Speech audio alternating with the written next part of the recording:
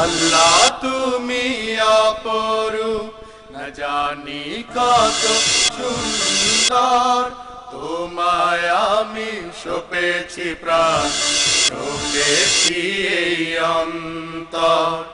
আল্লাহ তুমি অপরূপ, না জানি কত সুন্দর, তোমায় আমি সপেছি প্রাণ, সপেছি এই অন্তর। আল্লাহ তুমি অপরূপ। আসসালামু আলাইকুম ওয়া রাহমাতুল্লাহ। আলহামদুলিল্লাহি ওয়াহদাহ, ওয়াসসালাতু ওয়াসসালামু আলা মান লা নাবিয়্যা বা'দাহ। আউযু বিল্লাহি মিনাশ শাইতানির রাজীম। ফাসাল্লি লিরাব্বিক। উপস্থিত বৈঠকের দিনই মুসলিম ভাই, প্রশংসা আল্লাহর জন্য, শান্তি অবতীর্ণ হোক আল্লাহর রাসূলের উপর সাল্লাল্লাহু আলাইহি ওয়াসাল্লাম। আজকের দিনে বৈঠকে আমার বক্তব্যের বিষয় সালাত, নামাজ। সালাত সম্পর্কে এক গুরুত্বপূর্ণ তথ্যবহল সংক্ষিপ্ত বিবরণের চেষ্টা করব ইনশাআল্লাহ। উল্লিখিত বিষয়ের উপরে আলোচনা করতে গিয়ে প্রথম সংক্ষিপ্ত আলোচনা হবে সালাত আদায় করতেই হবে। তারপরের সংক্ষিপ্ত আলোচনা হবে যারা সালাত আদায় করে না তারা কেমন। তারপরের সংক্ষিপ্ত বিবরণ হবে যারা সালাত আদায় করে কিন্তু রাসূলের পদ্ধতিতে করে না তারা কেমন। তারপরের সংক্ষিপ্ত বিবরণ হবে কিভাবে সালাত আদায় করতে হবে। উল্লিখিত বিষয়ের উপরে বক্তব্য রাখার পূর্বে সংক্ষিপ্ত আলোচনা হবে আপনারা কারা, আপনাদের একটু পরিচয়, এবং যারা এই বক্তৃতার মাঠে বক্তব্য পেশ করেন তারা কারা। আপনাদের পরিচয়ে মহান আল্লাহ বলেন ওয়াকালু সামি'না ওয়া আতা'না। শ্রোতা হচ্ছে ওরাই যারা শোনে ও মানে। শুনে মানতে হয়, এটা নীতি। এই জন্যই হক কথা শুনতে হয়। আল্লাহ তাআলা আপনাদের ব্যাপারে বলেন ফাসআলু আহলা যিকরি ইন কুনতুম লা তা'লামুন বিল বায়িনাতি ওয়াজ জুবুর। হে দুনিয়ার অজানা মানুষ, তোমরা জানা মানুষের নিকটে জানো প্রমাণ সহকারে। আপনাদের এখানে আল্লাহ তাআলা দুইটি খুব গুরুত্বপূর্ণ কথা বলেছেন। তার একটি কথা হচ্ছে যাকে দাওয়াত দিয়েছেন তাকে জানা হতে হবে।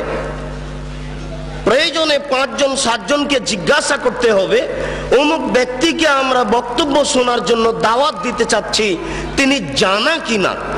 কেননা আল্লাহ তাআলা আপনাদেরকে বলছেন যে জানা মানুষের নিকটে জানতে হবে। দ্বিতীয় যেটা আল্লাহ আপনাদের বলেছেন সেটা হচ্ছে প্রমাণ সহকারে জানতে হবে। প্রমাণ ছাড়া ধর্মের কোনো কথা শোনাও যাবে না, মানাও যাবে না। বড় হুজুর বললেও হবে না, পীর সাহেব বললেও হবে না, বুজুর্গানে দিন বললেও হবে না। কিসের বুজুর্গানে দিন?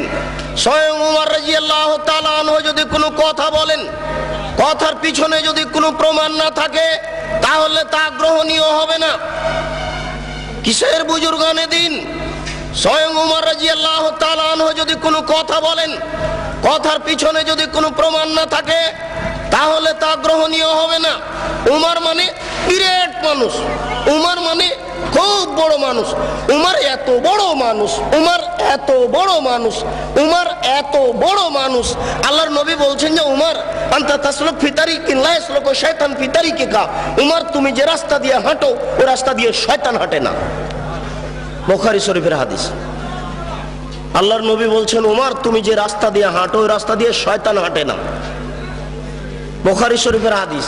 এত বড় মানুষ যদি ধর্মের কোনো কথা বলে আর যদি প্রমাণ না থাকে তাহলে তা গ্রহণীয় হবে না। আপনাদের সাথে সংক্ষিপ্ত কথা শেষ করলাম। বিনীত অনুরোধ, পিছনে যারা দাঁড়িয়ে আছেন গল্প করছেন তারা একটু দয়া করে গল্প বন্ধ করুন। যে যেখানে আছেন দয়া করে আপোষে কথা বলা বন্ধ করুন।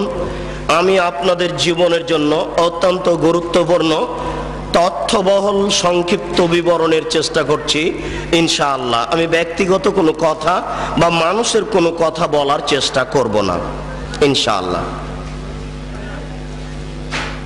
এবার সংক্ষিপ্ত আমাদের কথা, যারা এদেশের মাঠে বক্তব্য রাখছেন তাদের ব্যাপারে আল্লাহ রাসূল বললেন, বাল্লিগু আন্নী ওয়ালা আয়া, আমার একটি কথা জানা থাকলেও বলে দাও। আমার দিকে খুব খেয়াল করে থাকতে হবে। এটা হলো প্রথম বাক্য।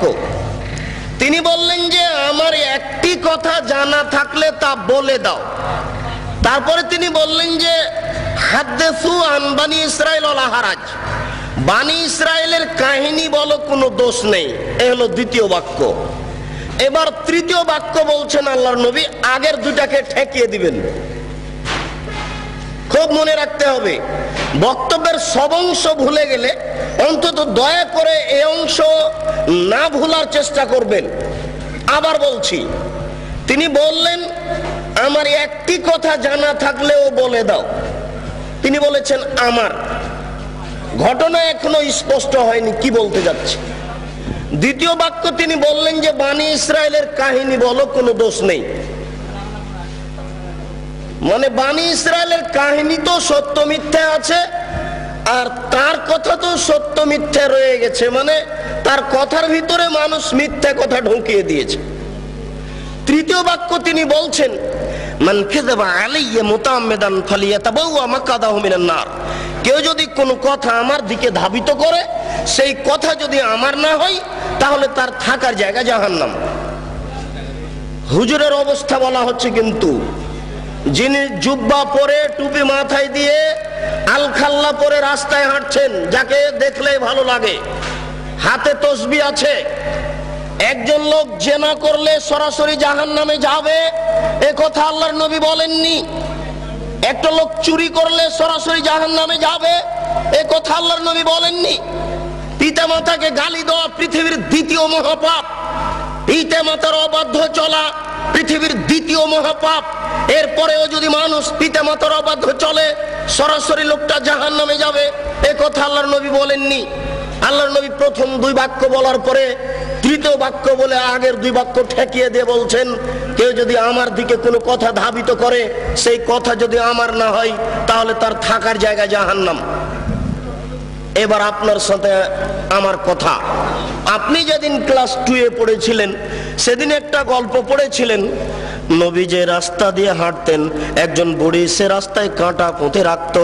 নবীর পায়ে কাঁটা ফুটলে বুড়ি খুশি হতো। একদিন দেখলেন নবী রাস্তায় কাঁটা নাই। তিনি ভাবলেন বুড়ির কিছু হয়েছে। তিনি বুড়ির বাড়ি গেলেন, দেখলেন সত্যিকারই অসুস্থ। তিনি পরিচর্যা করলেন, বুড়ি ভালো হয়ে গেল। ঘটনা যে মিথ্যা? জি না। আমার হায়াত পর্যন্ত সময় থাকলো আমার দিনী ভাইদের উপরে, আপনার হায়াত পর্যন্ত সময় থাকলো আপনি আমার হায়াত পর্যন্ত এর সত্যতা প্রমাণ করতে পারবেন না ইনশাআল্লাহ। নবীর নামে মিথ্যা কথা বলা হয়েছে।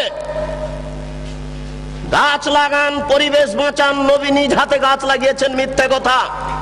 এই দেশের মাটিতে প্রায় 3 লক্ষ বানানো হাদিস আছে। তার মধ্যে কোরআন মাজিদ 90 পারা, 30 পারা নয়, শয়তান মুমতাজ বেগমের কাছে প্রায় 2000 জাল হাদিস আছে। ধর্মকে বিকৃত করার জন্য লক্ষ লক্ষ হাদিস মানুষ তৈরি করেছে।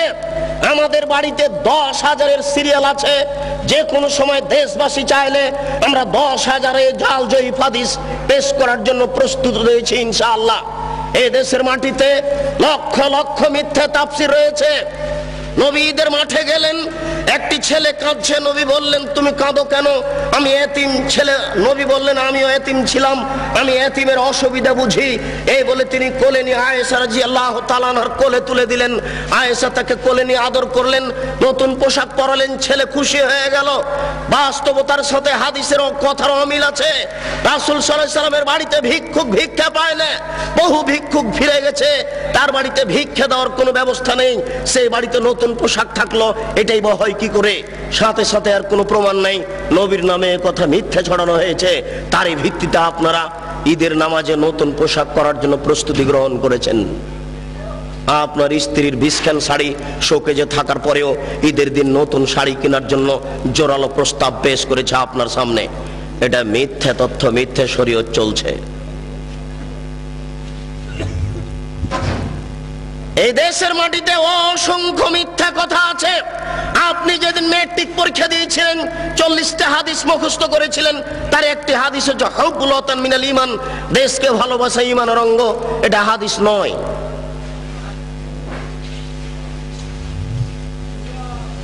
আমি যেটা বলতে চাচ্ছিলাম সেটা হচ্ছে এই, আল্লাহর নবী আগের দুটি বাক্য ঠেকালেন, পরের বাক্য বলে তিনি বললেন বাল্লিগু আন্নী ওয়ালা আয়া, আমার একটি কথা জানা থাকলে বলে দাও। কথা বলার আগে চূড়ান্ত হতে হবে কথা আমার কিনা।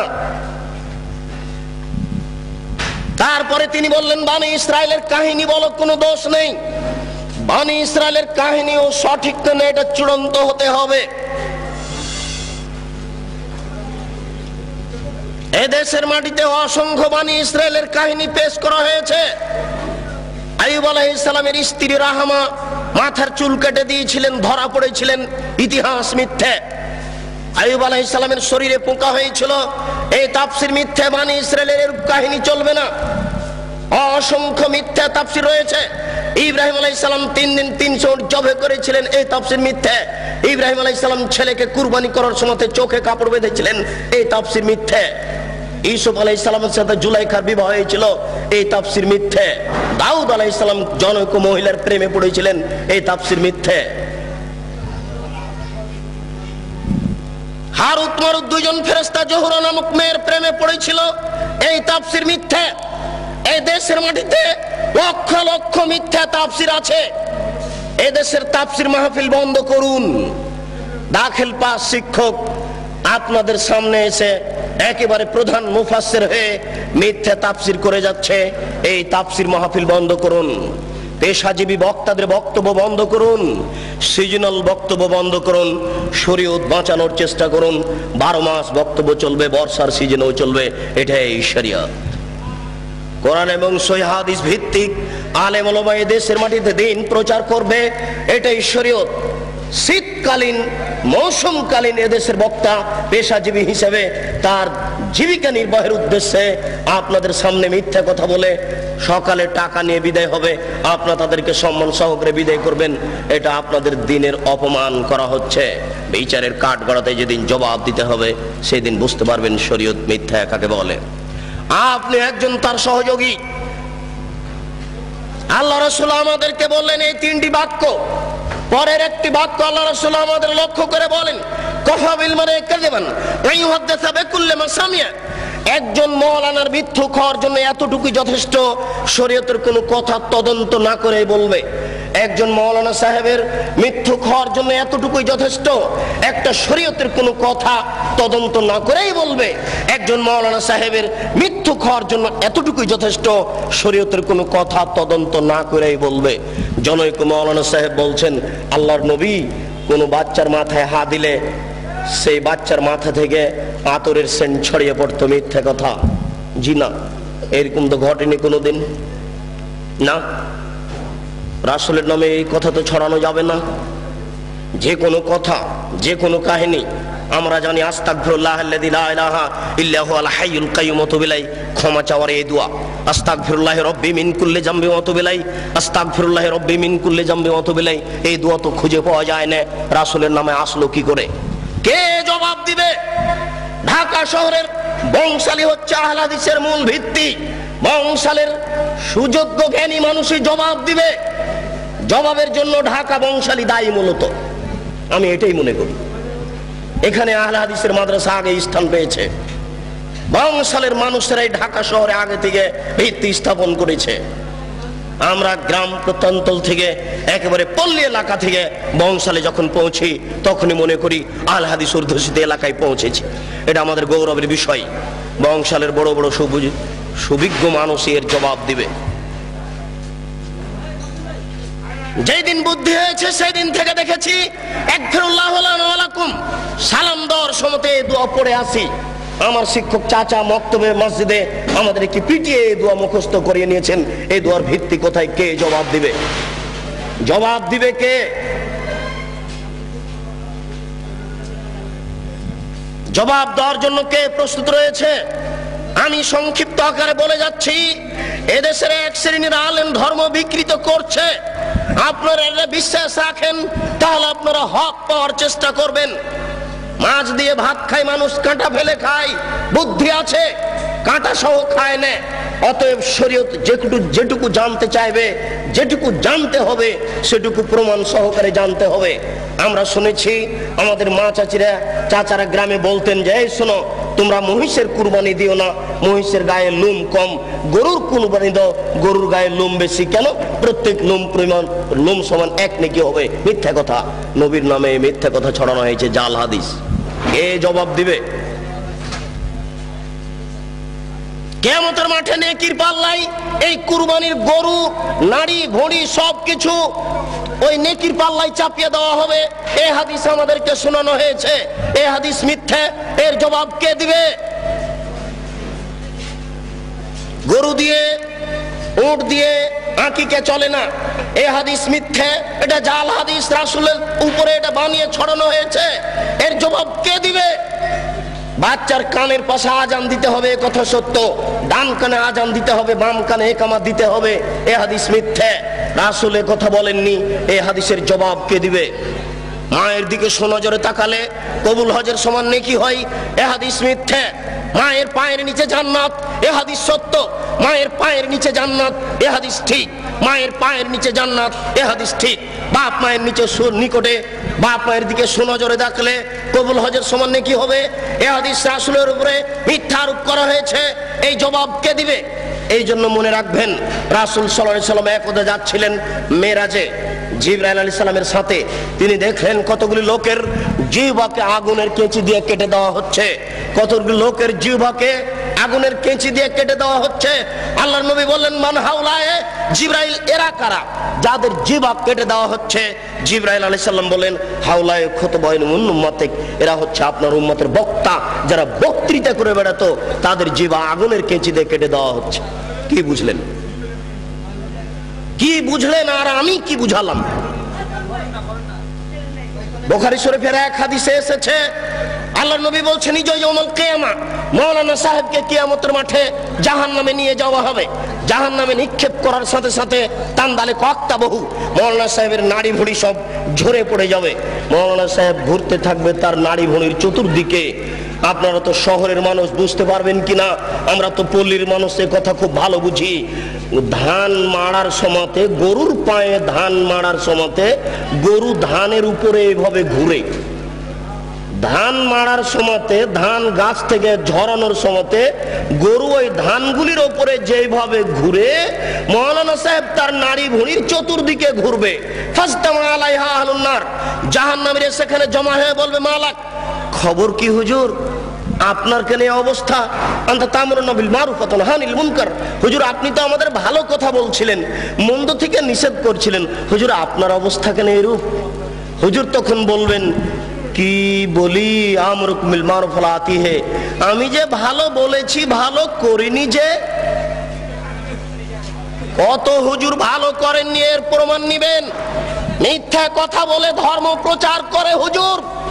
হুজুরকে সকালে 10,000 টাকা দিতে হয়। শতকরা 95 জন বক্তা মিথ্যুকে দেশের মাটিতে। আমি ভাঙাচুরা ভিত্তে দ্বারা যা তদন্ত চালিয়েছি তাতে আমার বুঝ, শতকরা 95 জন বক্তা মিথ্যুকে দেশের মাটিতে মিথ্যা কথার ভিত্তিতে দিন প্রচার করছে। আপনাকে সজাগ সোচ্চার হতে হবে, নইলে এই হুজুরেরা ইসলামের গায়ে, ধর্মের গায়ে আগুন লাগিয়ে দিয়েছে। ধাঁধা ধাঁধা করে ধর্ম চলছে। আপনি এখন কি করবেন? আজও যদি ঢাকা শহরে খাঁটি ফার্নিচার কিনতে যান, ভালো কাঠের ফার্নিচার পাবেন, টাকা বেশি লাগতে পারে। আজও যদি খাঁটি সরিষার তেল কিনতে চান তাহলে পাবেন, টাকা বেশি লাগতে পারে।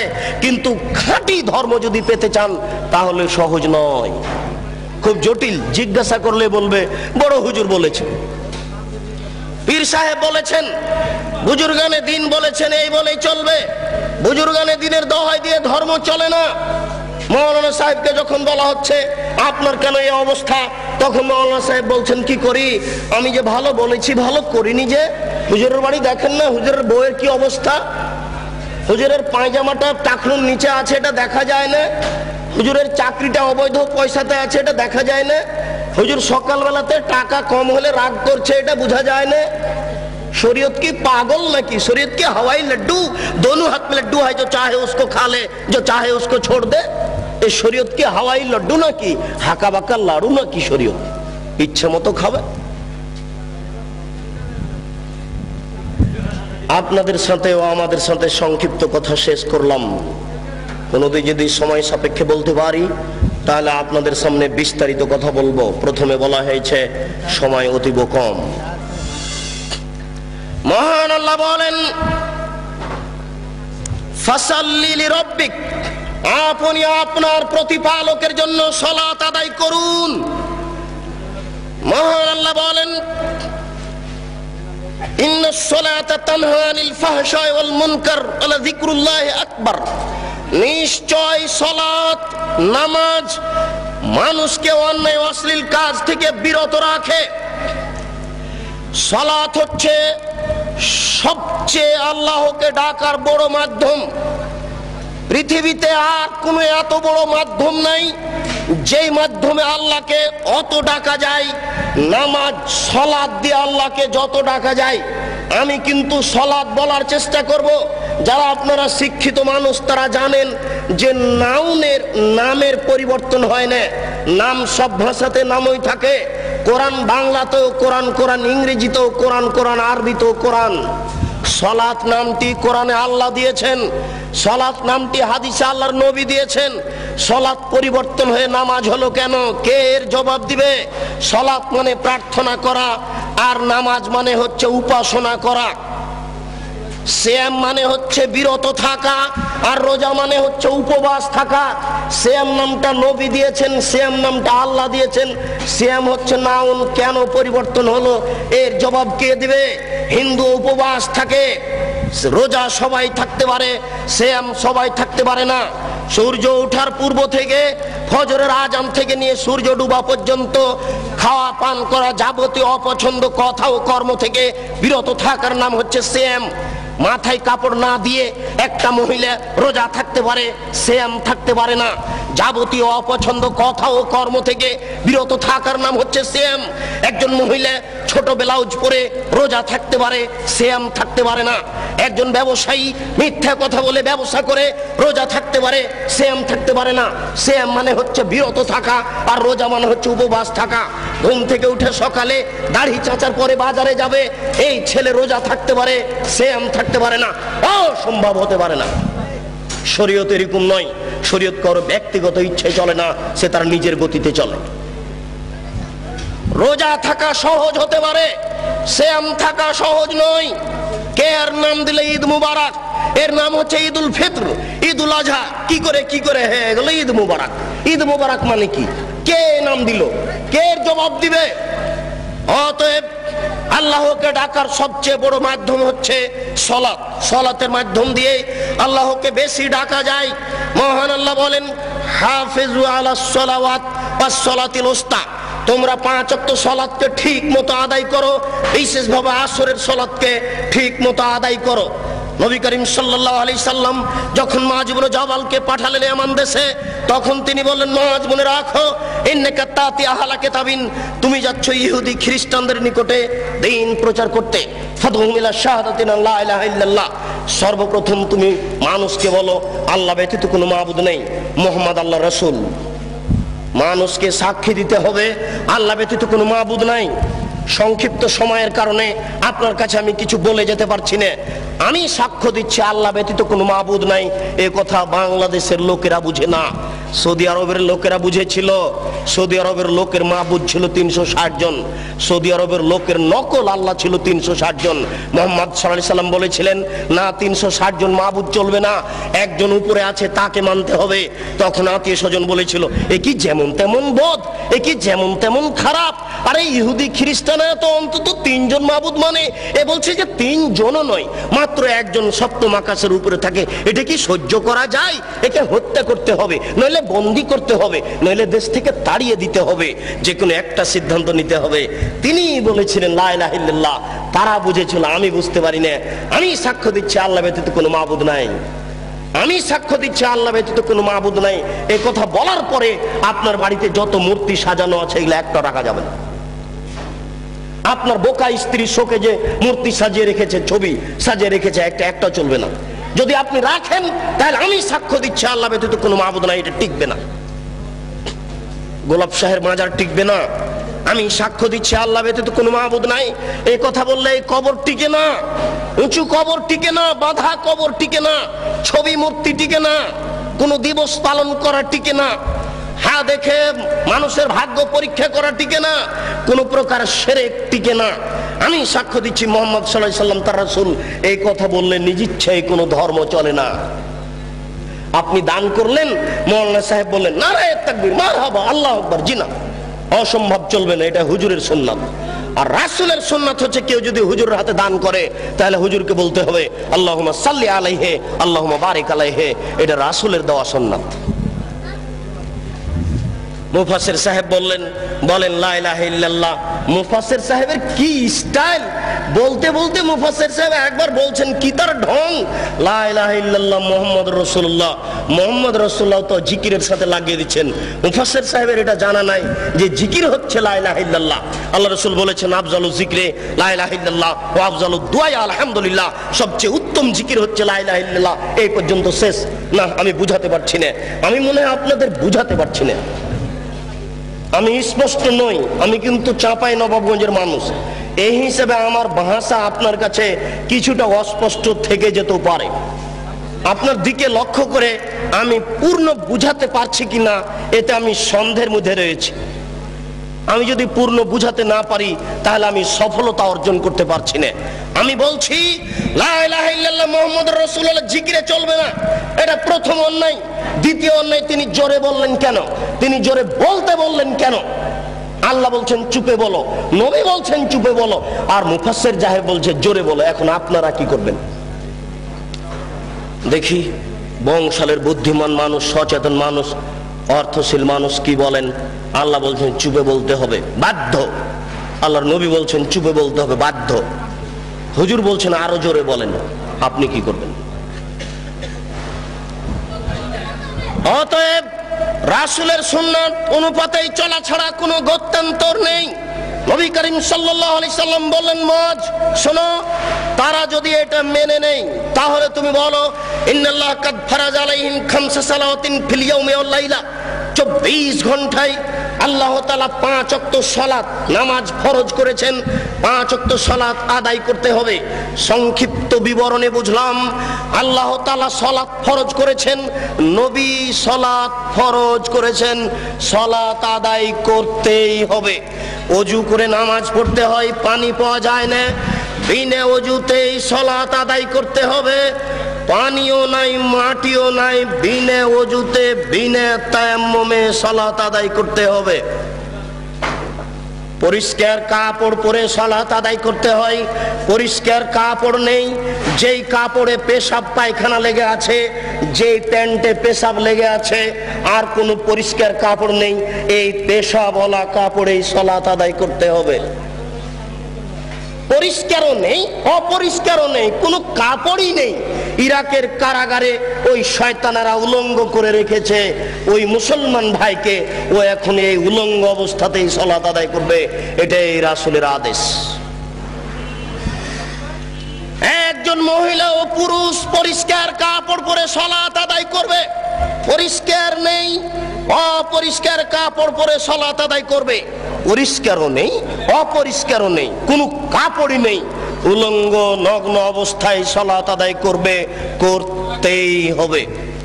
পশ্চিম দিকে মুখ করে সালাত আদায় করতে হয়। পশ্চিম বুঝা যায় না, বিনা পশ্চিমে সালাত আদায় করতে হবে। শত্রু তাড়া দিয়েছে, দৌড়ানো অবস্থায় সালাত আদায় করতে হবে। দাঁড়িয়ে সালাত আদায় করতে হয়, দাঁড়িয়ে থাকা যায় না। বসে সালাত আদায় করতে হবে, বসে থাকা যায় না। শুয়ে, বিছানায় শুয়ে সালাত আদায় করতে হবে, করতেই হবে। সালাত আদায় করতে হবে না এরকম কোন পরিস্থিতি অন্তত পুরুষের জন্য নেই। মহিলার জন্য দুই একদিন কিছুদিন আছে, পুরুষের জন্য এরকম কোনো সময় নাই যে সময়ে সালাত আদায় করতে হবে না, এরকম কোনো পরিস্থিতি নেই। মাওলানা আশরাফ আলী থানভী হানাফি রাহিমাহুল্লাহ একটা ফতোয়া দিয়েছেন, যদিচ ফতোয়াটি ঠিক হয়নি। তিনি বলছেন একজন মহিলার যদি অর্ধেক বাচ্চা প্রসব হয় আর অর্ধেক বাচ্চা প্রসব হতে যদি বাকি থাকে, তাহলে অর্ধেক বাচ্চা নিয়ে যদি নামাজের টাইম হয়ে যায় তাহলেও তাকে নামাজ পড়তে হবে। আমরা এইভাবে বলিনি, আমরা বলেছি একজন মহিলার প্রসাব বেদনা উঠেছে, প্রসাব বেদনার সাথে সাথে যদি রক্তস্রাব সাদা কিছু ভেঙে আসে তাহলে তাকে সালাত আদায় করতে হবে না। প্রসাব বেদনা উঠেছে এইগুলি কিছু দেখা যায় না, তাহলে এই বেদনা অবস্থাতেও তাকে সালাত আদায় করতে হবে। এটাই শরীয়ত। আমি মনে হয় বুঝাতে পারলাম না। বলছিলাম এই সংক্ষিপ্ত বিবরণে যে কোনো মূল্যে সালাত আদায় করতে হবে। হে উপস্থিত বৈঠকের দিনই মুসলিম ভাই ও বোন, এই মাইকের আওয়াজ যতদূর পর্যন্ত যাচ্ছে সকল দিনই ভাই ও বোনকে বিনীতভাবে বলছি, দয়া করে আপনি একটু নিজের কাজের জন্য প্রস্তুতি গ্রহণ করুন। ভুল হচ্ছে, আপনার রাত্রি 2টা-3টায় ঘুমানো দেখে আমিও খুব কষ্ট পাই। দেখুন, জীবজন্তু পশু প্রাণী সবাই আল্লাহকে মূল্যায়ন করেন, সবাই আল্লাহকে দাম দেয়, কিন্তু আদম সন্তান আল্লাহর কোনো 5 পয়সা দাম দিতে চায় না। ও একেবারে এশার সালাতের পরে ঘুমানোর কথা ছিল, ঘুমাচ্ছে রাত 2টার সময়, 3টার সময়। সবাই টিভি ভিসিআর নিয়ে ব্যস্ত। সকাল 8টায় উঠছে, আল্লাহকে ডাকতে হবে, আল্লাহর কাছে কিছু চাইতে হবে, প্রার্থনা করতে হবে, ক্ষমা চাওয়ার কিছু কথা বলতে হবে। এটা কেউ পরোয়া করে না, বিবেচনা করা উচিত ছিল। সংক্ষিপ্ত বিবরণ, যারা সালাত আদায় করে না তারা কেমন? নবী করিম সাল্লাল্লাহু আলাইহি সাল্লাম বলেন, মান তারাকা সালাত মুতাআম্মিদান ফাকাদ কাফারা। কেউ যদি ইচ্ছাকৃত সালাত ছেড়ে দেয় তাহলে সে কাফের হয়ে গেল। রাসূল সাল্লাল্লাহু আলাইহি সাল্লাম এক বৈঠকে বলেন, বাইনাল আবদি ওয়া বাইনাল কুফরি তারকুস সালাহ। যারা সালাত আদায় করে আর যারা সালাত আদায় করে না, এদের পার্থক্য হচ্ছে যারা সালাত আদায় করে তারা মুসলমান, যারা সালাত আদায় করে না তারা কাফের। আল্লাহ রাসূল এইভাবে বলছেন। আসহাবু মুহাম্মাদিন সাল্লাল্লাহু আলাইহি সাল্লাম লা ইয়ারাউনা তারকুহু কুফরুন গায়রা সালাহ। মুহাম্মদ সাল্লাল্লাহু আলাইহি সাল্লামের সঙ্গী সাথীরা সালাত ব্যতীত অন্য কিছু ছেড়ে দিলে কাফের মনে করতেন না, কিন্তু সালাত ছেড়ে দিলে কাফের মনে করতেন। এই বাচ্চা যারা বসে আছেন তারা একটু খেয়াল করবেন, কোনো বাচ্চা যেন নড়াচড়া না করে। এমনকি আশেপাশে যারা আছেন তাদের প্রতি একটু খেয়াল করবেন, কোনো মানুষ যেন হাঁটাহাঁটি না করে। বিনীত অনুরোধ করছি, আপনার জরুরি প্রয়োজন থাকলে দয়া করে একটু সরে পড়ুন, আপনি একটু দূরে গিয়ে আপনার প্রয়োজন সারার চেষ্টা করুন। আমি আপনার একজন মেহমান, আপনি আমাকে মূল্যায়ন করার চেষ্টা করুন, আপনাকে আমি সম্মান করার চেষ্টা করব। আপনি যদি হেঁটে বেড়ান তাহলে আমি বুঝবো আপনি আমাকে অপমান করছেন। যারা আজকে দিনী বৈঠকে উপস্থিত হয়নি তাদের প্রতি আমি দুঃখিত। যারা আজকে দিনী বৈঠকে উপস্থিত হয়নি, যারা আশেপাশের বাড়িতে বসে আছে, ঘুমিয়ে আছেন, তাদের প্রতি আমি দুঃখিত। বিচারের কাঠগড়ায় আমি তাদের দেখে ছেড়ে দেব। সুদূর চাঁপাইনবাবগঞ্জ থেকে আমি দিন প্রচারের জন্য আসবো। এখানে আমি কোনো মিথ্যা কথা বলতে আসিনি, আমি ব্যক্তিগত কোনো কথা বলতে আসিনি, এখানে আমি কোনো কিস্সা কাহিনী বলতে আসিনি। আপনার দরজা আমি এসেছি, আপনি বাড়িতে ঘুমিয়ে আছেন কেন? আপনি কি মনে করছেন? আমি মনে করছি আপনি আমার সাথে অন্যায় আচরণ দেখালেন। বলছিলাম, হে আমার দিনী ভাই, রাসূল সাল্লাল্লাহু আলাইহি সাল্লাম বলেন, উমিরতু আন উকাতিলান নাস হাত্তা ইয়াকুলু লা ইলাহা ইল্লাল্লাহ ওয়া ইউকিমুস সালাহ ওয়া ইউতুজ যাকাত। আমাকে বলা হয়েছে মানুষের বিরুদ্ধে আমি যুদ্ধ চালিয়ে যাব যতক্ষণ পর্যন্ত লা ইলাহা ইল্লাল্লাহ না বলবে এবং যতক্ষণ পর্যন্ত সালাত আদায় না করবে। যারা সালাত আদায় করে না তাদের বিরুদ্ধে আমি যুদ্ধ চালিয়ে যাব, মারবো না হয় মরবো। যারা সালাত আদায় করে না, নারী হোক পুরুষ হোক, তাদের বিরুদ্ধে আমি যুদ্ধ চালিয়ে যাব, মারবো না হয় মরবো। রাসূল সাল্লাল্লাহু আলাইহি সাল্লাম বলেন, যারা সালাত আদায় করলো আসামু মিন্নি দিমাহুম ওয়া মালাহুম, যারা সালাত আদায় করলো তারা তাদের রক্তকে, তারা তাদের অর্থকে নিরাপদে করে নিল। এর বাক্যের অর্থ আপনি কি বুঝলেন? যারা সালাত আদায় করে না তাদের অর্থ লুটে নেওয়া যায়, যারা সালাত আদায় করে না তাদের রক্ত বৈধ। আল্লাহ রাসূল বলছেন যারা সালাত আদায় করলো তারা তাদের অর্থকে, তারা তাদের সম্পদকে, রক্তকে নিরাপদে করে নিল। তাই তো সেই কালে ইমাম আহমদ ইবনে হাম্বল বলেছেন যারা সালাত আদায় করে না তাদের কুরবানি করতে হবে। ইমাম আবু হানিফা রাহিমাহুল্লাহ বলেছেন যারা সালাত আদায় করে না তাদের জেলখানায় বন্দী করতে হবে। আরবি বিদ্বানগণ বলেছেন, বর্তমান আরবি বিদ্বান বলছেন যারা সালাত আদায় করে না, স্ত্রী করে স্বামী করে না, বিবাহ থাকবে না, বিচ্ছিন্ন হয়ে যাবে, বলাই লাগবে না, এমনিতে বিবাহ কেটে গেছে। স্বামী সালাত আদায় করে স্ত্রী করে না, বর্তমান আরবি বিদ্বানেরা এসব হাদিস পেশ করে বলছেন যে একজন সালাত আদায় করে একজন করে না, এতে বিবাহ থাকবে না, বিবাহ বিচ্ছিন্ন হয়ে যাবে, বিবাহ কেটে যাবে, তালাক দেওয়া লাগবে না, কাজীর কাছে যাওয়া লাগবে না, এমনিতেই শেষ। আমরা আপনাদের সতর্ক করার জন্য বলছি, হে আমার উপস্থিত বৈঠকের দিনী ভাই, যারা সালাত আদায় করে না তারা মহাপাপী, যারা সালাত আদায় করে না তারা বড় পাপী। সালাত আদায় করেননি অতীতে, আপনি আজ থেকে তওবা করে ক্ষমা চেয়ে আল্লাহর দরবারে বলুন, প্রতিপালক তোমার সাথে জড়িত পাপ সহজেই ক্ষমা হয়, অতএব তোমার দরবারে অনুতপ্ত সহকারে ক্ষমা চেয়ে বলছি আর কোনোদিন সালাত আদায় সালাত ছাড়বো না। অতীতের কারণে তুমি আমাকে ক্ষমা করো, ভবিষ্যতে তুমি আমাকে সঠিকভাবে সালাত আদায় করার তৌফিক দান করো, আল্লাহুম্মা আমিন। সালাত যেহেতু আল্লাহর সাথে সম্পৃক্ত পাপ, সহজেই ক্ষমা হবে বলে আশা করা যায়। গীবাত আল্লাহর সাথে জড়িত পাপ নয়, মানুষের সাথে জড়িত পাপ। বড় ছেলেকে এই বাড়িতে লিখে দেওয়া হয়েছে আর ছেলে মেয়েকে লিখে দেওয়া হয়নি, এটা হচ্ছে মানুষের সাথে জড়িত পাপ। এইগুলো তওবা করে ক্ষমা হয় না। আমি বংশালের একজন কসাইখানাতে গোস্ত আমি বিক্রি করি, প্রত্যেক দাঁড়িতে 100 করে গোস্ত কম দিই, এটা তওবা করে ক্ষমা হবে না। যত মানুষকে গোস্ত কম দেওয়া হয়েছে সমস্ত মানুষকে গোস্ত ফেরত দিতে হবে, সবার কাছে ক্ষমা চেয়ে নিতে হবে, অন্যথায় এই পাপ ক্ষমা হবে না। এটা খুব জটিল ও কঠিন। মানুষের সাথে জড়িত পাপ উপরে ক্ষমা হয় না, মানুষের সাথে জড়িত পাপ উপরে ক্ষমা হয় না। আপনি আমার বদনাম করেছেন, গীবাত করেছেন, হজ করতে গিয়ে বলছেন কাবা ঘরের গিলাফ ধরে, আল্লাহ আমি উমুকের বদনাম করেছি, দয়া করে আমাকে ক্ষমা করে দাও। আজীবন ক্ষমা চেয়ে আল্লাহ ক্ষমা করবেন না, এরকম পাপ তিনি ক্ষমা করবেন না ঘোষণা করে দিয়েছেন। বলছিলাম সালাত আদায় করিনি, এটা আল্লাহর সাথে জড়িত পাপ। আমার আজকে 50 বছর বয়স। আল্লাহর নবী বলেছেন সালাতের জন্য কোনো সময় নাই, ফরজ সালাতের জন্য কোনো সময় নেই। আমি প্রতিদিন সালাত আদায় করি। আজকে রাত্রে 2টায় ঘুমিয়েছি, ঘুম থেকে উঠে দেখছি যে সকাল 9টা বেজে গেছে। আমরা কিন্তু ছোট থেকে শুনেছি যে ফজরের সালাত যদি ছুটে যায় তাহলে পরের দিন ফজরের টাইমে পড়তে হবে, আর মধ্যখানে পড়া যাবে না। আল্লাহ নবী বলছেন জি না, যখনই স্মরণ হবে তখনই পড়ো, যখনই ঘুম ভাঙে তখনই পড়ো। যদি সকাল 9টায় ঘুম ভাঙে 9টায় ফরজ, ফজর 9টায়। যদি 7টায় ঘুম ভাঙে ফজর 7টায়। যদি সূর্য উঠার সময়তে ঘুম ভাঙে ফজর সূর্য উঠার সময়। আমি মনে হয় বুঝাতে পারছি না। ফরজ সালাতের কোনো সময় নেই। যখনই আপনি বুঝতে পেরেছেন যে আমার সালাত ছুটে গেছে, এটা তখনই আপনি পড়ুন, যখন সময় পেয়েছেন।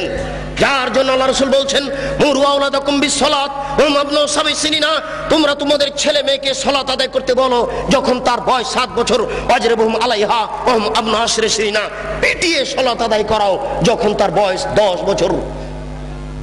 10 মাস 10 দিন পেটে রাখতে পারলেই মা হওয়া যায় না, 2 বছর দুধ পান করালেই মা হওয়া যায় না, 5 বছর তেল কাজল দিয়ে মানুষ করলেই মা হওয়া যায় না, 14 বছর 20 বছর 25 বছর যাবত ছেলে মেয়ের পিছনে লক্ষ লক্ষ টাকা খরচ করলেই বাপ হওয়া যায় না। বাপের কাজ, মায়ের কাজ। 7 বছর বয়সেই ছেলেকে সালাত আদায়ের জন্য বলতে হবে, শিরক সম্পর্কে অবগত করতে হবে। বাড়িতে ঢুকলে সালাম দিয়ে বাড়িতে ঢুকতে হবে। কলিং বেলে যদি সালাম থাকে, কলিং বেলে আঙ্গুল দেওয়ার সময়তে বলতে হবে আসসালামু আলাইকুম। ছেলে মোবাইল বাড়িতে 8-10টা রিং হচ্ছে, টিপেই ছেলে বলছে হ্যালো। জি না, ও তো কুকুরকে ডাকা বুদ্ধি। হ্যালো কেন? আসসালামু আলাইকুম। এবার আপনার সাথে আমার একটু কথা, আপনি বলেন যে হ্যালোতে 1% হাফ কল্যাণ আছে, আর আমি বলছি যে আসসালামু আলাইকুমে 100% কল্যাণ আছে। আর আপনি বলেন যে 100-1 অর্ধেক আছে, হ্যালোতে অর্ধেক আছে। বলেন দেখি কল্যাণ। আমি বলছি যে আসসালামু আলাইকুমে 100% কল্যাণ আছে, আর আপনি এখন বলেন যে 100-1 অর্ধেক আছে হ্যালোতে। তা আপনি এটা গ্রহণ করলেন কেন? আপনার ছেলে করে কেন? আপনার মেয়ে করে কেন? আপনি পিতা কিসের? বুঝাতে পারলাম না, দুঃখিত। আল্লাহ রাসূল বলছেন আর রাজুলু সাইয়্যিদ ওয়াল মারাতু সাইয়্যিদা। আপনি হচ্ছেন কর্তা, আপনি হচ্ছেন নেতা, আপনার স্ত্রী হচ্ছে কর্ত্রী, আপনার স্ত্রী হচ্ছে নেত্রী। বাড়িতে আপনার স্ত্রী হচ্ছে কর্ত্রী, আর আপনি হচ্ছেন কর্তা। নিজের কাজ করে যে তাকে বলে কর্মী, নিজের কাজ করে যে তাকে বলে কর্মী, অপরের কাজ দেখে যেই তাকে বলে কর্তা।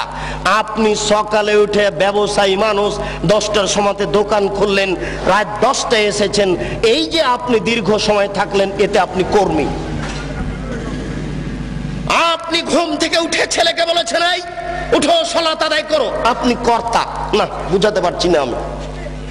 আপনার স্ত্রী ঘুম থেকে উঠে থালা প্লেট পরিষ্কার করছে, এতে আপনার স্ত্রী কর্ত্রী। আপনার স্ত্রী ঘুমানোর সময়তে বলবে বৌমাকে, বেটিকে, এই শোনো, ডান কাতে শো, দোয়া পড়ে শো। ঘুমে যদি দেখো খারাপ স্বপ্ন, তাহলে কাত সাইড পরিবর্তন করো, ডান কাতে থাকলে বাম কাতে হও, চিত হয়ে থাকলে ডান বামে হও, বাম দিকে হালকা থুথু নিক্ষেপ করো। ঘুম থেকে উঠে যদি দেখো কুকুর চিৎকার করছে, নাউজুবিল্লাহ বলো। গাধা চিৎকার করছে, নাউজুবিল্লাহ বলো। যদি দেখো মোরগ ডাকছে, তাহলে বলো আল্লাহুম্মা ইন্নী আসআলুকা মিন ফাজলিক। আপনার স্ত্রী মা হিসেবে দায়িত্ব পালন করে না। আপনার স্ত্রী ভাতের পাতিল থেকে ভাত বের করতে জানে না। মনে করবেন আব্দুর রাজ্জাক সাহেব কষ্ট দিলেন, আমার স্ত্রী 50 বছর থেকে সংসার করে আসছে। জি না, আমি বলছি ঠিক। ভাতের পাতিলের মাঝামাঝিতে চামচ ডুবালে বরকত কমে যাবে, এক পাশে চামচ ডুবালে বরকত বেশি হবে। আপনার স্ত্রীকে জিজ্ঞাসা করে দেখুন কি করে। গামলাতে ভাত উঠিয়েছেন, চামচ যদি গামলার মাঝামাঝিতে ডুবিয়ে ভাত উঠান, তাহলে গামলার বরকত কমে যাবে। যদি এক পাশে ডুবান, তাহলে বরকত বেশি হয়ে যাবে। পাতিল ঢাকতে হবে। আপনার স্ত্রী বিসমিল্লাহ বলে জানালা বন্ধ করে না, বিসমিল্লাহ বলে তার বাচ্চাকে দুধ খাওয়ায় না। আপনার স্ত্রী বিসমিল্লাহ না বলে বাচ্চাকে যতদিন দুধ খাইয়েছে, ততদিন শয়তান দুধ খেয়েছে। বুঝাতে পারলাম না? আপনার স্ত্রী বিসমিল্লাহ ছাড়া আপনার বাচ্চাকে যতদিন দুধ খাইয়েছে, ততদিন এই দুধ শয়তানও খেয়েছে, নিশ্চিত খেয়েছে, অবধারিত খেয়েছে। নবী বলেছেন খেয়েছে, অতএব খেয়েছে। নবী বলেছেন যেই খাদ্যের উপরে বিসমিল্লাহ বলা হয় না, সেই খাদ্য শয়তান খায়। অতএব আপনার স্ত্রী বাচ্চাকে দুধ খাওয়াতেও জানে না। দুঃখিত। আপনার পরিবার কিভাবে ঠিক হতে পারে? যার জন্য আপনার স্ত্রীকে কর্ত্রী হওয়ার জন্য বলছি, আর আপনাকে কর্তা হওয়ার জন্য বলছি, নইলে এই পরিবেশ রক্ষা করা যাবে না। বলছিলাম সালাত ছেড়ে দেওয়া মহাপাপ। সালাত ছাড়লে মানুষ বড় পাপী হয়ে যায়। আপনারা সালাত আদায়ের চেষ্টা করুন। পরের সংক্ষিপ্ত বিবরণ, যারা সালাত আদায় করে কিন্তু রাসূলের পদ্ধতিতে করে না, এরা কেমন? প্রত্যেকটা কথা হিসাব করতে হবে। যারা সালাত আদায় করে কিন্তু রাসূলের পদ্ধতিতে করে না, এরা কেমন? মহান আল্লাহ বলেন ফাওয়াইলুল লিল মুসাল্লিন আল্লাযীনা হুম আন সালাতিহিম সাহুন। যারা ঠিক মতো সালাত আদায় করে না, করে কিন্তু রাসূলের পদ্ধতিতে করে না, ওদের থাকার জায়গা জাহান্নাম। ওদের থাকার জায়গা ওয়াইল নামক জাহান্নাম। সালাত আদায় করে কিন্তু রাসূলের পদ্ধতিতে করে না। একদিন আল্লাহ রাসূল বললেন সবচেয়ে বদ চোর সালাত চোর, সবচেয়ে বদ চোর নামাজ চোর। টাকা চোরও চোর, গরু চোরও চোর, কিন্তু আল্লাহ রাসূল বলছেন না যে ও সবচেয়ে খারাপ চোর, সবচেয়ে নিকৃষ্ট চোর, সবচেয়ে বদ চোর, সবচেয়ে খারাপ চোর হচ্ছে সালাত চোর। সাহাবীরা বললেন, এ কি কথা আল্লাহ রাসূল, মানুষ কি সালাত চুরি করতে পারে? সালাত কি চুরি করা বস্তু? কি বলছেন আল্লাহর নবী, আমরা বুঝতে পারছি না। আল্লাহ রাসূল বললেন, শুনো, মাল্লাম ইতুম রুকুহা ওয়ালা সুজুদাহা, যারা রুকু সিজদা ঠিকমতো আদায় করে না, এরাই হচ্ছে নামাজ চোর, এরাই হচ্ছে সবচেয়ে বদ চোর, এরাই হচ্ছে নিকৃষ্ট চোর। রুকু সিজদা ঠিক মতো আদায় না করলে সালাত হবে না। এক ব্যক্তি মসজিদে ঢুকে 2 রাকাত সালাত আদায় করলো, দেখেন পাশে এই কণ্ঠ আওয়াজটা আসলো কিসের, খুব খেয়াল করে থাকবেন। আশেপাশে 2 জন দাঁড়িয়ে কোনো জায়গাতে যেন গল্প না করে, যে কোনো জায়গাতে 2 জন বসে গল্প করলে সে গল্প ভেঙে দেওয়ার চেষ্টা করুন। একজন মুসল্লি মসজিদে ঢুকে 2 রাকাত সালাত আদায় করে আল্লাহ রাসূলকে সালাম দিল। আল্লাহ রাসূল বললেন, সাল্লি ফাইন্নাকা লাম তুসাল্লি, এই তুমি সালাত আদায় করো, তুমি সালাত আদায় করনি। লোকটি আবার সালাত আদায় করলো, আল্লাহ রাসূলকে সালাম দিল। আল্লাহ রাসূল বললেন, সাল্লে, সালাত আদায় করো, ফাইন্নাকা লাম তুসাল্লি, তুমি সালাত আদায় করনি। আল্লাহ রাসূল, লোকটি আবার সালাত আদায় করলো, আল্লাহ রাসূলকে সালাম দিল। আল্লাহ রাসূল বললেন, সাল্লি, তুমি সালাত আদায় করো, ফাইন্নাকা লাম তুসাল্লি, তুমি সালাত আদায় করনি।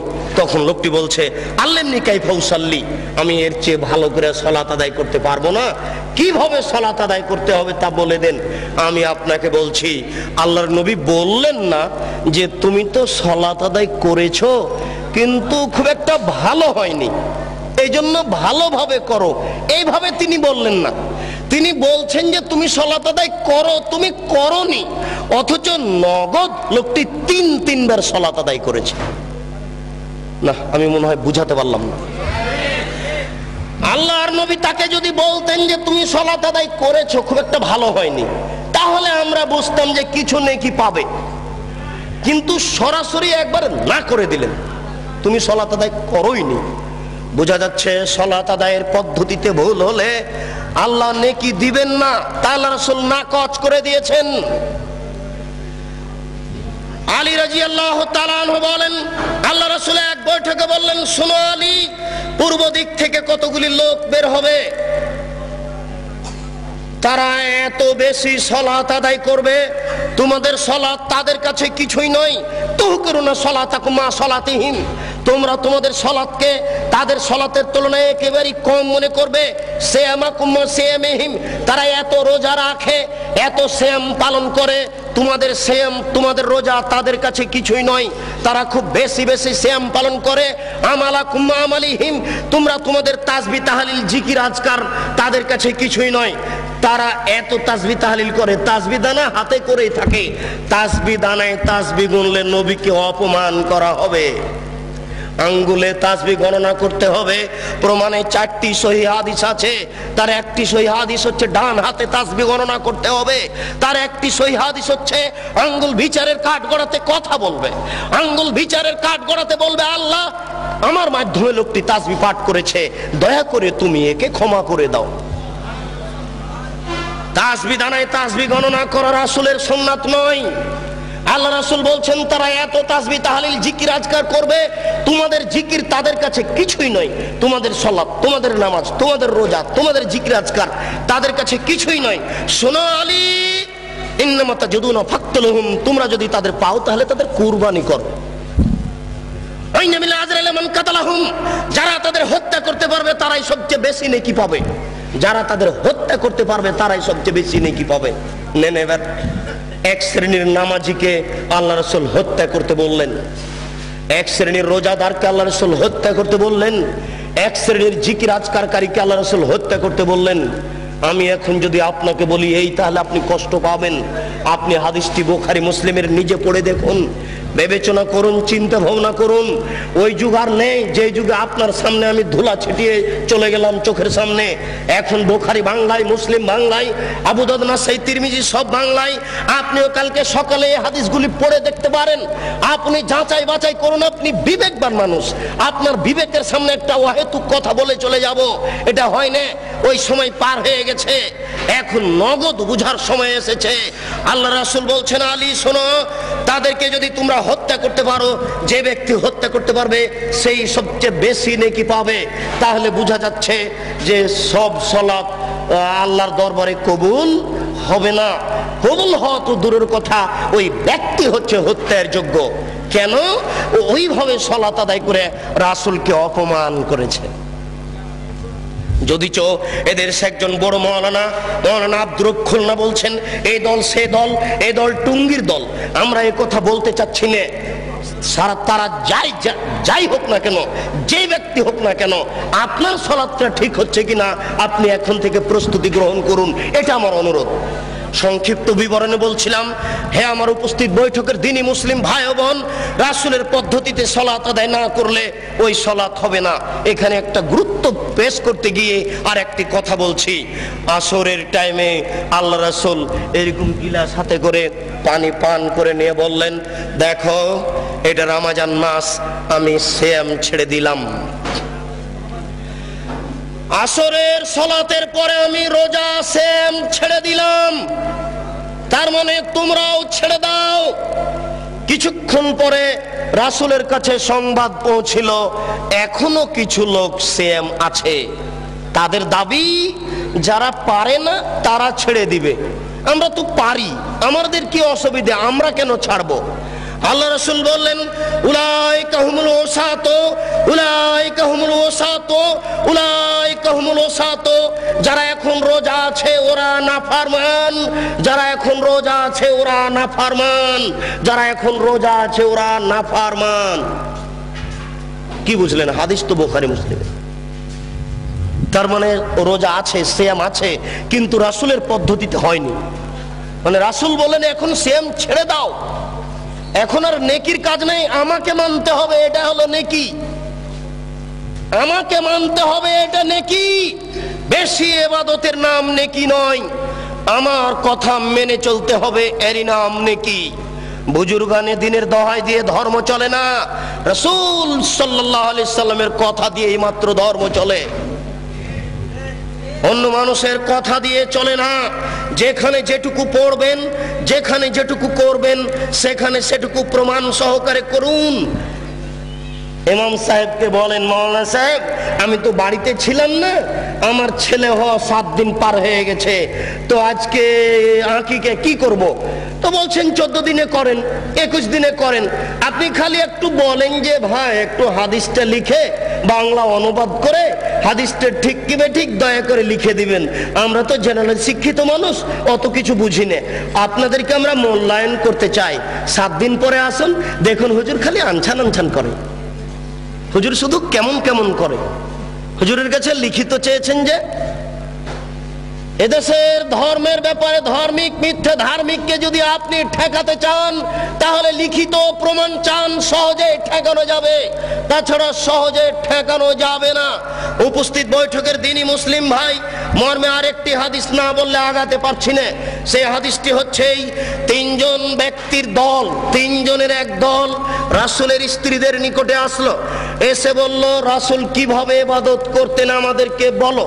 ফালাম্মা উখবিরু বিহা, যখন রাসূলের ইবাদত পেশ করা হলো, তিনি এই এই ইবাদত করতেন, তখন তারা বলল, আইনা নাহানু মিনান নবী সাল্লাল্লাহু আলাইহি সাল্লাম কাদ গাফারাল্লাহু লাহু মা তাকাদ্দামা মিন যামবিহি ওয়া মা তাআখারা।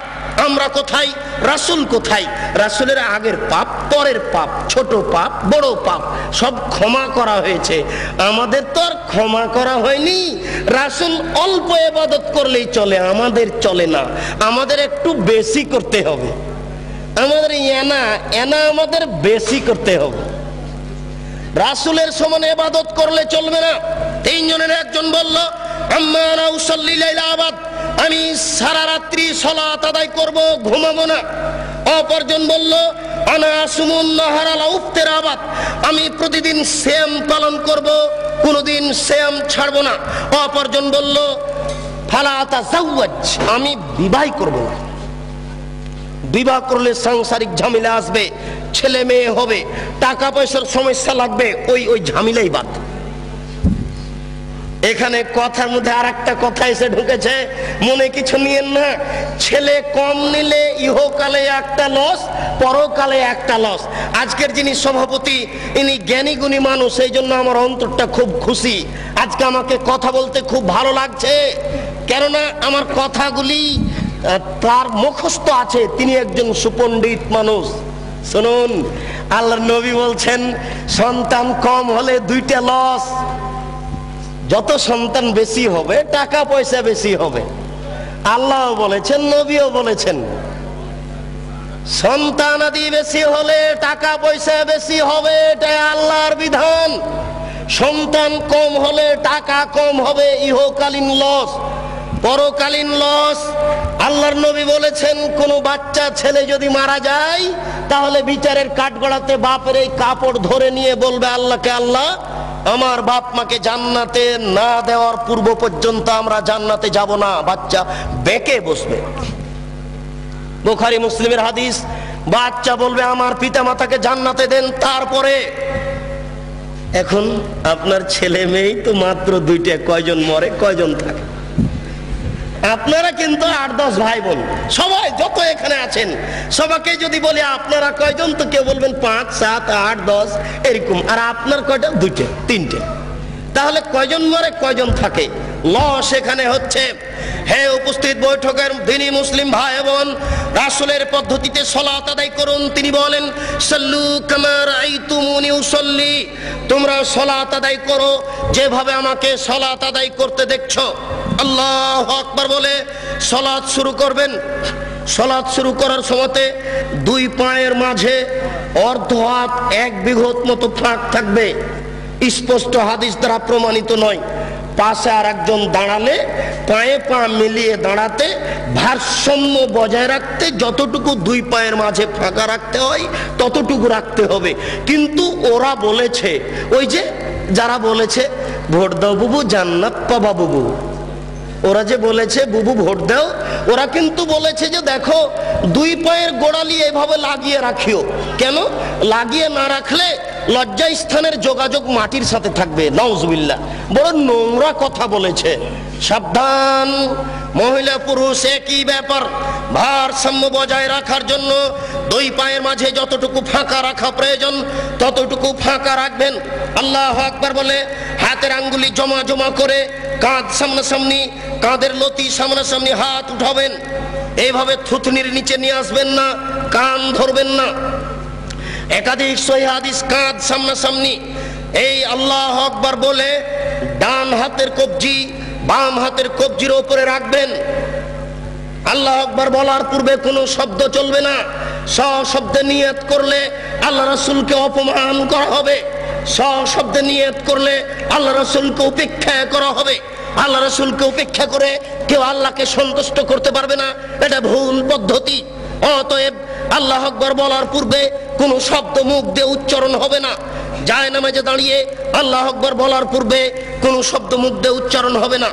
ডান হাতের কবজি বাম হাতের কবজির উপরে দিতে পারেন, সহিহ হাদিস। আর একটু আগে বাড়িয়ে বাহুর উপরে বাহু দিতে পারেন, সহিহ হাদিস। বুকের উপরে রাখবেন, নাভির নিচে রাখার 3টি হাদিস আছে যা গ্রহণীয় নয়। অতএব বুকের উপরে রাখুন। আপনি বলুন আল্লাহুম্মা বাঈদ বাইনি ওয়া বাইনা খাতায়ায়া কামা বা'আদতা বাইনাল মাশরিক ওয়াল মাগরিব। হে আল্লাহ, তুমি আমাকে আর আমার পাপকে অত দূরত্বে রাখো, পূর্ব এবং পশ্চিমকে তুমি যত দূরত্বে রেখেছো, পূর্ব এবং পশ্চিম যেমন লক্ষ লক্ষ মাইল দূরত্ব রয়েছে, তুমি আমাকে আর আমার পাপকে অত দূরত্বে রাখো। আল্লাহুম্মা নাক্কিনি মিনাল খাতায়া কামা ইউনাক্কা সাওবুল আবিযু মিনাদ দানাস। হে আল্লাহ, তুমি আমার পাপকে ধুয়ে পরিষ্কার করে দাও যেমন ভাবে সাদা কাপড়কে ময়লা থেকে ধুয়ে পরিষ্কার করা হয়। আল্লাহুম্মা গসিল খাতায়া বিল মাই ওয়াস সালজি ওয়াল বারাদ। হে আল্লাহ, তুমি আমার পাপকে ঠান্ডা স্বচ্ছ পরিষ্কার পানি দিয়ে ধুয়ে পরিষ্কার করে দাও। আউযু বিল্লাহি মিনাশ শাইতানির রাজিম। মারদুদ বিতাড়িত শয়তান থেকে পরিত্রাণ চাচ্ছি। বিসমিল্লাহির রহমানির রহিম। পরম দাতা দয়ালুর নামে আরম্ভ করছি। আলহামদুলিল্লাহি রাব্বিল আলামিন। বিশ্বজগতের প্রতিপালকের প্রশংসা। আর রহমানির রহিম, তিনি হচ্ছেন পরম দাতা দয়ালু। মালিক ইয়াউমিদ্দিন, তিনি হচ্ছেন বিচার দিনের মালিক।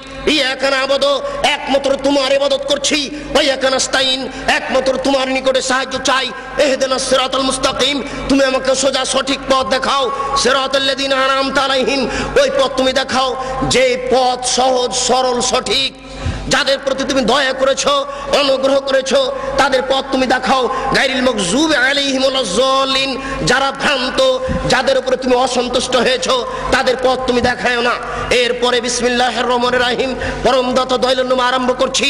যে কোনো একটি সূরা, আল কারিয়া মহা দুর্ঘটনা, মাল কারিয়া মহা দুর্ঘটনা কি, ওমা আদরাকা মাল কারিয়া, হে নবী আপনি কি বলতে পারেন মহা দুর্ঘটনা কি?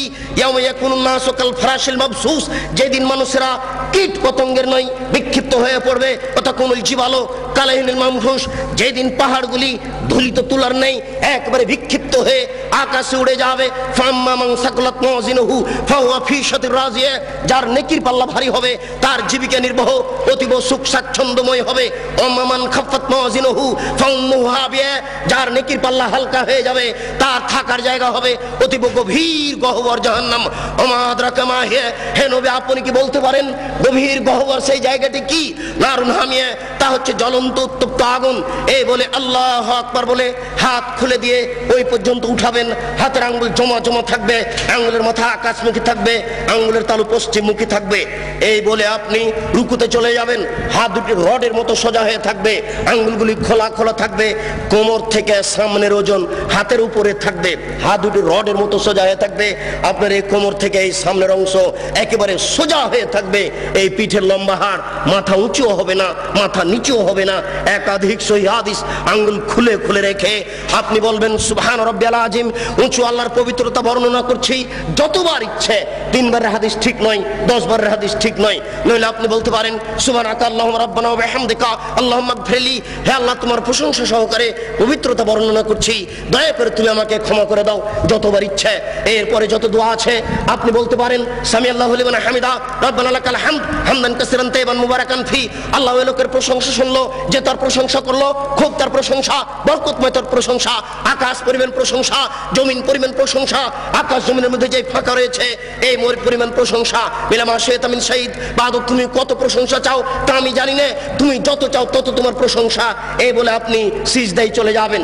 উল্লেখ্য যে এতদিন পর্যন্ত যেভাবে সিজদা দিচ্ছিলেন, আজকে তার থেকে একটু নাক কপাল আগিয়ে রাখবেন 8-10 আঙ্গুল, যেন পিঠের লম্বা হাড় একেবারে সোজা হয়ে যায়। আপনি 2 কনুইকে উঠিয়ে রাখবেন। ওই বোনেরা কিন্তু বলে গেছে আপনার স্ত্রীকে যে সিজদায় যখন যাবা তখন একবারে মাটিতে পড়ে যাবা, হাতি যেমন পড়ে যায় আঁটো হয়ে সিজদা করবা। এই সিজদায় সালাত হবে না। ওই যে সবচেয়ে বজ্জর বলা হয়েছে রুকু এবং সিজদায় এই চুরি করে, এটা একটা সিজদা। আপনি 2 কনুইকে উঠে রাখবেন, নারী পুরুষ একই ব্যাপার, যেন পেটের নিচ দিয়ে ছাগলের বাচ্চা পার হতে পারে।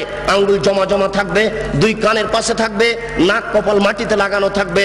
মাটিতে যাওয়ার সময় হাত আগে রাখবেন, পা পরে রাখবেন। আপনি বলবেন সুবহান রাব্বিয়াল আলা, উঁচু আল্লাহর পবিত্রতা বর্ণনা করছি যতবার ইচ্ছে। নইলে আপনি বলবেন সুবহানাকা আল্লাহুম্মা রাব্বানা ওয়া বিহামদিকা আল্লাহুম্মা গফিরলি। নইলে আপনি বলবেন আল্লাহুম্মা গফিরলি জামবি কুল্লাহু দিক্কাহু ওয়া যুল্লাহু ওয়া ওয়ালাহু আখরাহু ওয়া নিয়াতুহু সিররা। হে আল্লাহ তুমি আগের পাপ, পরের পাপ, ছোট পাপ, বড় পাপ, প্রকাশ্য পাপ, অপ্রকাশ্য পাপ, জীবনে যত পাপ করেছি সমস্ত পাপ তুমি ক্ষমা করে দাও।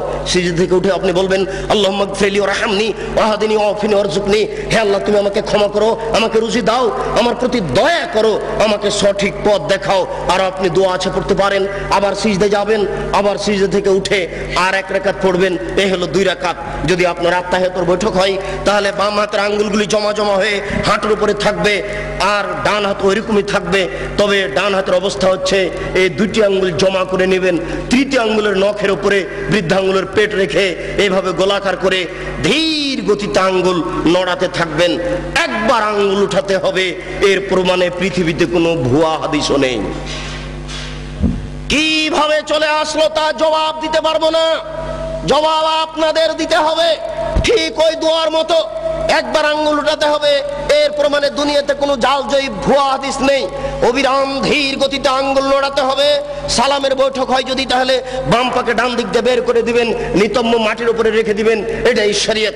এরপরে আপনি বলবেন আত্তাহিয়াতু লিল্লাহি ওয়াস সালাওয়াতু তাইয়্যিবাতু, সমস্ত ইবাদত আল্লাহর জন্য।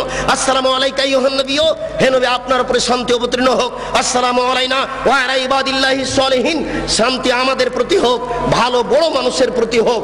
আশহাদু আল্লা ইলাহা ইল্লাল্লাহ, আমি সাক্ষ্য দিচ্ছি আল্লাহ তাআলা ব্যতীত কোনো মাবুদ নাই ওয়া আশহাদু আন্না মুহাম্মাদান আবদুহু রাসূলুহু আমি সাক্ষ্য দিচ্ছি মুহাম্মদ সাল্লাল্লাহু আলাইহি ওয়াসাল্লাম তার রাসূল তার দাস আল্লাহুম্মা সাল্লি আলা মুহাম্মাদিন ওয়া আলা আলি মুহাম্মাদ কামা সাল্লাইতা আলা ইব্রাহিম ওয়া আলা আলি ইব্রাহিম ইন্নাকা হামিদুম মাজিদ হে আল্লাহ তুমি মুহাম্মদ সাল্লাল্লাহু আলাইহি ওয়াসাল্লাম ও তার বংশধরের প্রতি শান্তি অবতীর্ণ করো যেমন ভাবে ইব্রাহিম আলাইহিস সালাম ও তার বংশধরের প্রতি শান্তি অবতীর্ণ করেছো তুমি প্রশংসনীয় তুমি জ্ঞানী আল্লাহুম্মা বারিক আলা মুহাম্মাদিন ওয়া আলা আলি মুহাম্মাদ কামা বারাকতা আলা ইব্রাহিম ওয়া আলা আলি ইব্রাহিম ইন্নাকা হামিদুম মাজিদ হে আল্লাহ তুমি মুহাম্মদ সাল্লাল্লাহু আলাইহি ওয়াসাল্লাম ও তার বংশধরের প্রতি বরকত নাজিল করো যেমন ভাবে ইব্রাহিম আলাইহিস সালাম ও তার বংশধরের প্রতি বরকত নাজিল করেছো তুমি প্রশংসনীয় তুমি জ্ঞানী আল্লাহুম্মা ইন্নী যালামতু নাফসি যুলমান কাসীরা হে আল্লাহ জীবনে খুব পাপ করেছি ভাগ ফেলি দয়া করে আমাকে ক্ষমা করে দাও মাগফিরাতাম মিন ইনদিক ক্ষমা একমাত্র তোমার পক্ষ থেকে হয়ে থাকে ওয়ারহামনি ইন্নাকা আনতাল গাফুর রহিম তুমি যে দয়াশীল তুমি যে ক্ষমাশীল তুমি দয়া না করলে তুমি ক্ষমা না করলে আমাকে কে ক্ষমা করবে আল্লাহুম্মা নাউযু বিকা মিন আযাবি জাহান্নাম আমি তোমার নিকটে